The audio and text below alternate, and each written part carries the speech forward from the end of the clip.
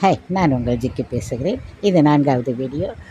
அவர் படத்தில் நீங்கள் பார்த்தீர்கள் என்றால், காற்று பேசும், கடல் பேசும், செடி பேசும், மரம் பேசும். இப்படி அப்படித்தான் எல்லாம். அது நம்ம வந்து அந்த இடத்தில் வந்து யாரை பார்ப்போம் என்றால், நமக்கு கண்கொள்ளா காட்சியாக இருக்கும். ஒரு ஹீரோ ஹீரோயினி எல்லாம் நாம் பார்க்க மாட்டோம். பாரதி ராஜா மட்டும்தான் நினைவில் வருவார். அந்த ஷாட்டை எல்லாம் பார்க்கும்போது எனக்கு ரொம்ப பிடிக்கும் அவரோட படங்கள். நான் அவருடைய ரசிகை. முதல் மரியாதைக்கு பிறகு நான் எந்த படமும் ஒரு படங்கள் பார்க்கவில்லை. ஒரு பையன் நடிக்க வந்தார். அதுக்கப்புறம் அந்த படங்கள்லாம் நமக்கு அந்தளவாக பிடிக்கிறதில்லை. அதனால் நான் அதெல்லாம் பார்க்கல. இல்லை, நல்ல மனிதர், நல்ல இயக்குனர்.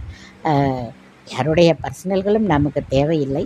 இருந்தாலும் அவருடைய திறமை இருக்கிறதே, அதாவது வர்ணிக்க முடியாத திறமை. அவருடைய திறமையெல்லாம் ஒரு காலகட்டங்களுக்கு பிறகு சினிமா உலகம் மாறியது பாரதி ராஜாவால் என்று தான் சொல்லுவார்கள்.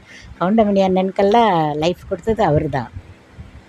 கவுண்டமணி அண்ணன்லாம் எவ்வளோ இதாக வந்தார். அந்த என்னமோ ஒரு படம்லாம் இருக்குமே, என் பேர்லாம் மறந்து போச்சு எனக்கு. அதுலேருந்து தான் அந்த அண்ணனுக்கு நல்ல ஒரு காலங்கள் நல்லா வந்தாங்க. நிறைய பேர் அவங்களால, ராதா, நிறைய ஆர்டிஸ்ட்டுங்க, பெண் நடிகைகள் எல்லோரும் நிறைய பேர் வந்திருக்காங்க இல்லையா? அதனால் அவருக்கு நீண்ட ஒரு நெடிய அஞ்சலியை செலுத்திவிட்டு அடுத்த வீடியோவில் பேசுவோம்.